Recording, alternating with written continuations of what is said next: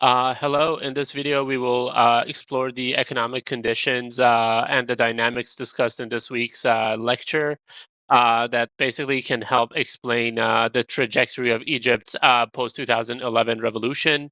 We will focus on the period from the uprising in January of 2011 in Tahrir Square through the election of Mohamed Morsi and his removal in 2013 through a military coup. The core proposition is basically the economic shift and the regression in the wake of 2011 uprising, and which basically created a structural vulnerability that undermined the democratic resilience and helped pave the way for the 2013 uh, takeover by Sisi. We will proceed in five parts. The first is the contextual lecture themes, basically the Second Egyptian Revolution and the early transition. The third, economic performance under Morsi. Fourth, economic failure that which fed political collapse. And finally, an alternative history reflection which basically goes into the realm of what would have happened if the economic regression did not take place. In the lecture, we discussed several core themes: the macroeconomics, stabilization, and structural adjustment. When state basically faces fiscal pressure, external imbalance, and crisis, how do they respond with programs of liberalization, debt, and market reform? The other one was state capacity and legitimacy, the capacity of the state to deliver services and maintain infrastructure that normal people essentially use, and manage the economy and thereby maintain its political legitimacy. Third is basically a link between economics and democratic resilience. Democratic transition required not just electoral process, but an economy that supports the social contract, jobs, inflation under control, and functioning institution. Basically, you cannot build democratic resilience if you don't have economic stability. And finally, the risk of reversal and rollback when economic performance falters.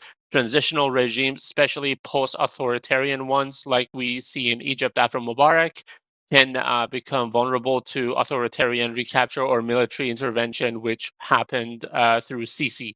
The concept provides the analytical framework. Now, let's apply what we have discussed in the week's lecture to Egypt. In January of 2011, Egypt erupted in mass protests that led to the fall of Hosni Mubarak. The uprising was fueled by a combination of political repression, corruption, unemployment, and high food and fuel prices. Again, that was something that swept across the Arab world. In the aftermath, the transition process began. Election, a new constitution, the first democratic presidential election, won by Morsi in 2012, in June of 2012.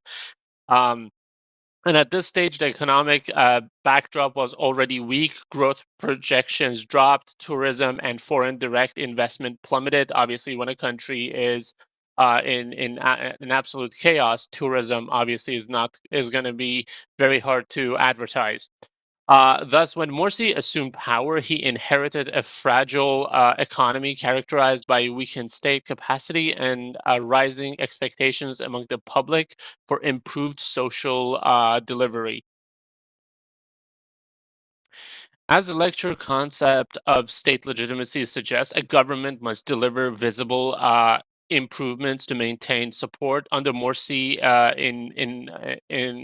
in Morsi's year in power, the data shows that the economic performance was weak or regressed. I have notes here. The GDP growth in 2012 was only about 2%. Unemployment rose to 13. Inflation increased by 9%. Furthermore, the regime also motivated a microstabilization program with the International Monetary Fund, the IMF, in November of 2012, a sign of acute external financing pressure. The regime also failed to deliver economic relief, which undermined its ability to build legitimacy. According to one study, the Brotherhood, Ikhwan al-Muslimin, embraced neoliberalism, perpetuating a crisis of leadership. This is not something that they campaigned on before. And this also helped undermine Morsi, who was the president at the time, ultimately facilitating his removal. In short, the government faced a dual challenge of satisfying a transition expectation while stabilizing a weak economy. This mismatch essentially created a legitimacy gap. As we discussed in lecture, economic failure sometimes leads to mass unrest, which again leads to the reversal or the military intervention. The lecture's theme of reversal risk becomes relevant here. Economic distress, the fuel shortage, the falling reserves, the weak growth intersected with political polarization that was occurring at the time and rising disillusionment. For example, fuel and energy shortage in 2013 were reported as being a trigger for a broader protest. On July 3rd of 2013, the Egyptian military, led by Abdel Fattah al-Sisi, ousted the president Morsi. Um, this was again something that a lot of people could have expected. Egypt's economy was already weak at the time when Morsi took over, but with Morsi, the situation just got so much worse. And essentially, the economic grievance, the steep population growth, and the militarized government are essentially central to Egypt's trajectory. Thus, the economic performance falters, legitimacy erodes, mass protests mount, democratic transition collapses. This aligns with the lecture's framework on how economic variable matter to the durability of a democratic regime. Now we get to the fun part, which I was hesitant to make, but we have entered the realm of what if economy had worked. Let us imagine an alternate history. Suppose that Morsi's government actually was not fully incompetent and succeeded in implementing effective economic reform, achieving essentially a growth. In order to save Egypt, it would have been between 5 to 7%, lowering unemployment, stabilizing inflation, restoring investor confidence and tourism flow. Had this occurred, several things might have happened in Egypt. Well, first would be the increased state capacity and legitimacy. With visible improvements, obviously the popular support would have grown and the government would have had more breathing room to build a democratic institution. Definitely, it would have built a stronger fan for the Ikhwan al-Muslimin that had taken power at the time, and they were already unpopular amongst a lot of secular Egyptians. The second thing would have been time for democratic resilience. The ruling party, the Muslim Brotherhood, might have used the margin to essentially foster pluralistic institutions, inclusive governments, and building coalition rather than polarization and separation of power.